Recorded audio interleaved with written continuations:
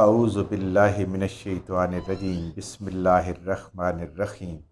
اللہم صلی علی محمد وعلی آل محمد۔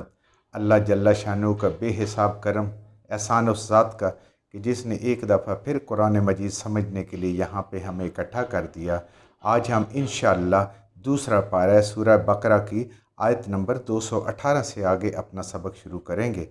اعوذ باللہ من الشیطان الرجیم بسم اللہ الرحمن الرحیم ان الذین آمنوا والذین ہاجروا وجاہدوا فی سبیل اللہ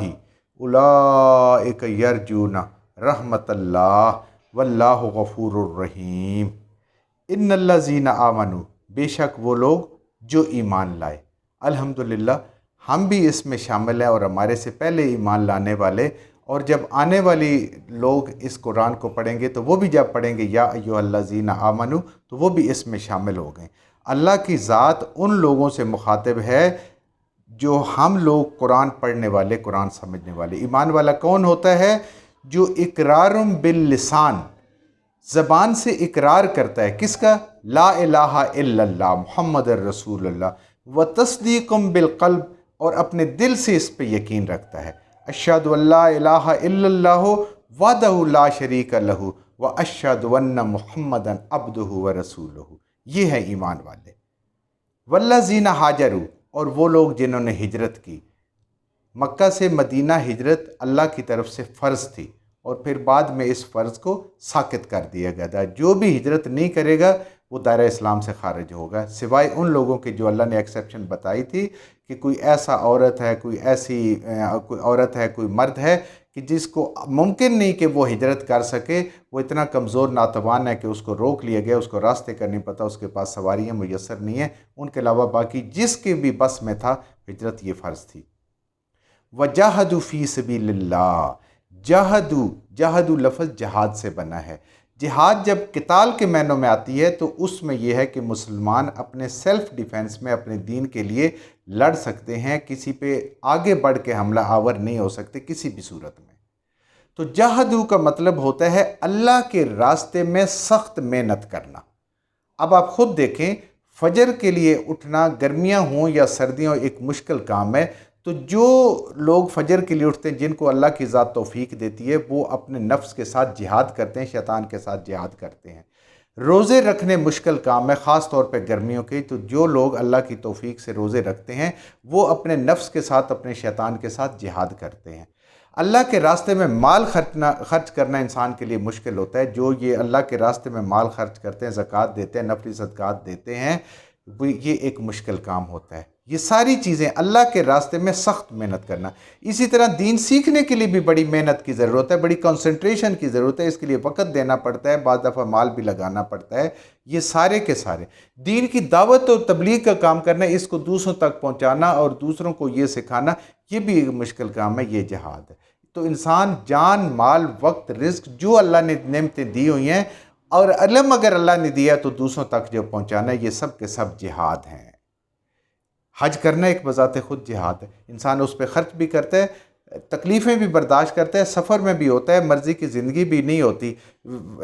فرش پہ بھی سونا پڑتا ہے، کھلے آسمان کے نیچے بھی اللہ کے حکم سے رہنا پڑتا ہے، انسان اس کی رضا پہ راضی ہوتا ہے۔ تو جہد، اور وہ لوگ جنہوں نے اپنی محنتیں کی، سخت کوششیں کی، فی سبیل اللہ، جو کام بھی کیا اللہ کو راضی کرنے کے لیے، ان کی ہجرت بھی اللہ کے لیے، ان کا ایمان بھی اللہ کے لیے، اور ان کی ہر کوشش، ہر عمل۔ بعض دفعہ ایسے بھی ہوتا ہے کہ انسان کے گھر کے اندر بھی مخالفت ہوتی ہے دین کا کام کرنے کے اوپر، اور وہ اس کی بھی پرواہ نہیں کرتے اور دین پہ قائم رہتے، کیونکہ اللہ کو راضی کرنا انسان کا سب سے بڑا کام ہے۔ اولئک یرجون رحمت اللہ، یہ لوگ اللہ کی رحمت کے امیدوار ہیں، جو یہ کوشش کر رہے ہیں، جو یہ قربانیاں دے رہے ہیں تاکہ رب راضی ہو جائے اور رب کی رضا کے لیے کام کرتے ہیں نبی کریم صلی اللہ علیہ وآلہ وسلم کے مبارک طریقوں کے مطابق، تو ان کو امید ہے ان کا رب ان سے راضی ہوگا اور ان پہ رحمتیں فرمائے گا اور یہ کام ان کے لیے آسان کر دے گا۔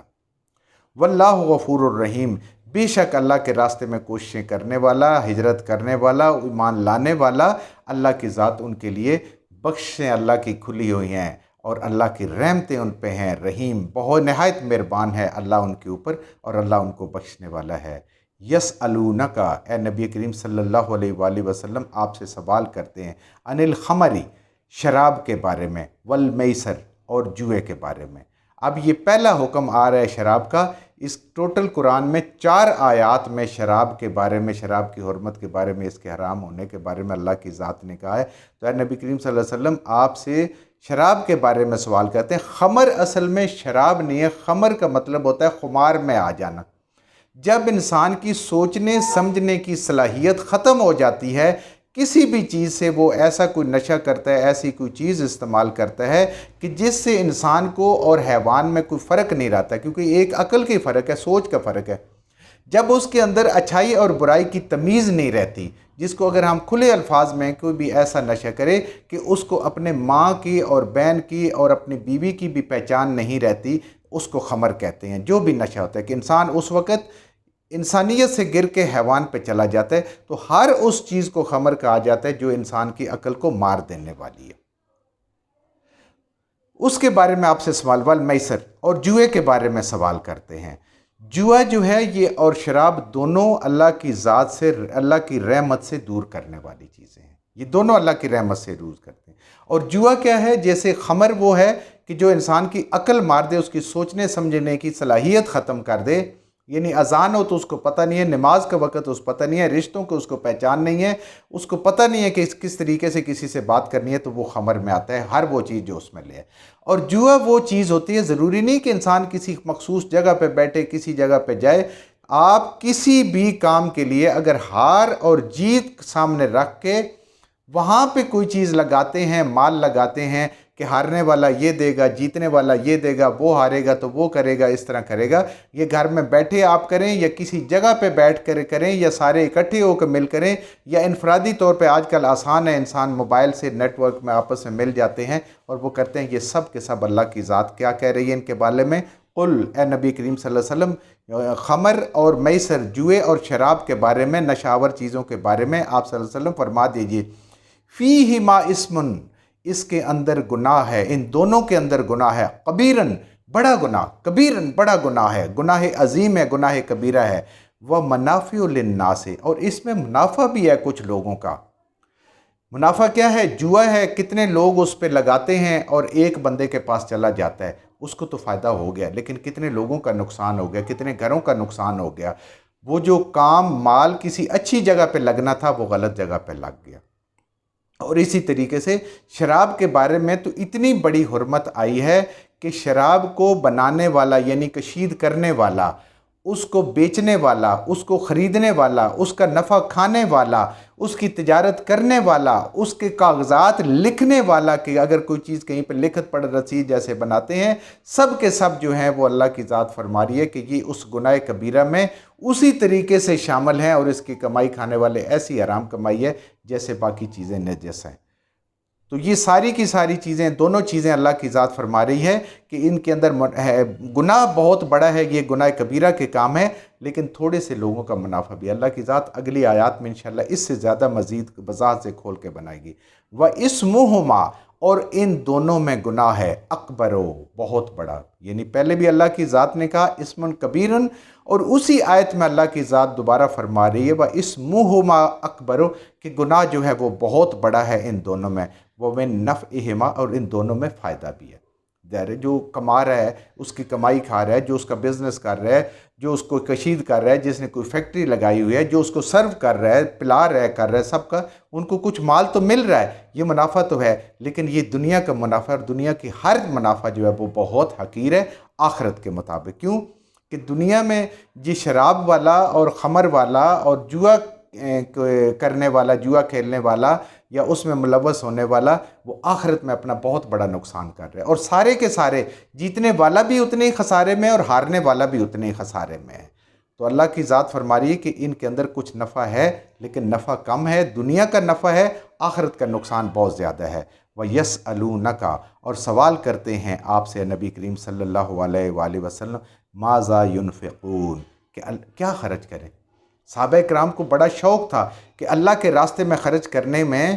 ایک پائی خرچ کرنے میں، ایک درہم خرچ کرنے میں، اللہ کی ذات کہتی ہے کہ جیسے ایک پودا اگتا ہے، جیسے گندم کا پودا ہوتا ہے، اس میں سے 7 بالی نکلتی ہیں، ان ہر بالی پہ 100 دانے ہیں، اور اللہ پھر اس کو مزید 10 گنا بڑھا دیتا ہے۔ پھر اس کے بعد اللہ کی ذات فرماتی ہے سمت کے لیے نبی کریم صلی اللہ علیہ وآلہ وسلم کے صدقے کہ جتنا چاہے اللہ بڑھا دیتا ہے، جتنا اللہ کی شان، اللہ کی ذات اس میں اضافہ کر دیتا ہے۔ تو صحابہ کرام کے اندر یہ شوق تھا کہ اے اللہ کے نبی صلی اللہ علیہ وسلم بتائیں کہ ہم کیا خرچ کریں، ایسا نہ ہو کہ اپنے گھر والوں کے لیے کچھ نہ بچے، تو ہم ادھر سے جو ہے وہ کوئی ہمارے سے کمی ہو جائے تو ہمیں بتائیں کیا خرچ کریں۔ اللہ کی ذات فرماتے دیے اے نبی کریم صلی اللہ علیہ وسلم فرما دیجئے قل للعفو،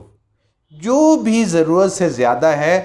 اس کو جوڑ کے نہ رکھو۔ جو ضرورت سے زیادہ ہے، اور انسان کی ضرورت آج کی ضرورت ہے، کل تو پتہ نہیں زندگی ہے کہ نہیں ہے، اور جو پیچھے رہ جائیں گے آج اگر ہمیں اللہ دے رہا ہے ان کو کیوں نہیں دے گا، ان کو بھی وہ اللہ دے گا۔ ہمارے بڑے گزرے ہیں ان کو بھی اللہ نے دیا ہے، ہمیں بھی دے رہا ہے، اور قیامت تک آنے والے سب لوگوں کا رزق اللہ کے ذمے، اللہ بار بار اس قرآن میں کہتے ہیں۔ تو اے نبی کریم صلی اللہ علیہ وسلم ان سے کہہ دیں جو ضرورت سے زائد ہے وہ اللہ کے ہاں دے دیں،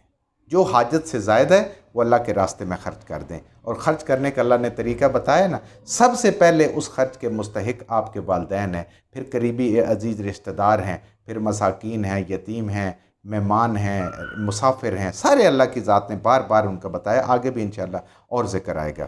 کذالک یبین اللہ لکم الآیات لعلکم تتفکرون، اللہ کی ذات اپنے ان حکموں کو، آیات کو، اللہ کے حکموں کو کھول کھول کے بیان کرتی ہے۔ یبین اللہ بالکل واضح کر کے بیان کرتی ہے، سمجھ آنے والی بات ہے۔ ہاں جان بوجھ کے نہ سمجھے اور سمجھ کے عمل نہ کرے وہ انسان کی مرضی ہے۔ اللہ کی ذات کہتی ہے کہ یہ سارے میرے احکامات ہیں جن کو میں نے کھول کھول کے بیان کیا ہے تمہارے لیے، تاکہ میرے ان حکموں کو تم پڑھو، ان کو سمجھو، لعلکم تتفکرون، اور تم اس پہ غور کرو، اس پہ تفکر کرو، اس پہ تدبر کرو کہ میرا رب جو مجھے دے رہا ہے کیا میں اس کے ساتھ وہ سودا کروں کہ 1 درہم کے بدلے میں، 1 کوڑی کے بدلے میں اللہ سے وہ اجر پاؤں جو احد پہاڑ کے برابر ہوتا ہے۔ اللہ کی ذات فرماتی ہے، نبی کریم صلی اللہ علیہ وآلہ وسلم فرماتے ہیں کہ اللہ کے راستے میں دی ہوئی ایک کھجور قیامت میں جب انسان دیکھے گا تو اللہ اس کی ذات کو بڑھا کے اس کو پال کے احد پہاڑ کے برابر کر دے گی۔ انسان کہے گا یا اللہ میں تو دنیا میں مفلس تھا، میرے پاس تو اتنا مال ہی نہیں تھا کہ میں تیرے راستے میں اتنا خرچ کرتا، اتنا کہاں سے آ گیا؟ اللہ کی ذات فرمائے گی جو تو نے ایک کھجور میرے راستے میں دی تھی، تیرے پاس وہی میسر تھی، میں نے اس کو پال کے بڑھا کے احد پہاڑ کے برابر کر دیے، اور آج تیرے نامہ اعمال میں میرے ترازو کے اندر یہ کھجور تلے گی جو احد پہاڑ کے برابر ہوگی۔ تو جب انسان اللہ کے لیے کام کرتا ہے تو پھر انسان کے اعمال جو ہے ان کا وزن اسی حساب سے بڑھ جاتا ہے جیسے اس کا خلوص ہوتا ہے۔ جو کچھ ہم نے صحیح پڑھا اللہ ہمارے ذہنوں میں، دلوں میں بٹھا دے، جہاں جہاں پڑھتے ہوئے بولتے ہیں ہم سے غلطیاں ہوں گی اللہ ہمیں معاف فرما دے، اور ان غلط باتوں کو ہمارے ذہنوں سے، دلوں سے اللہ کی ذات نکال دے۔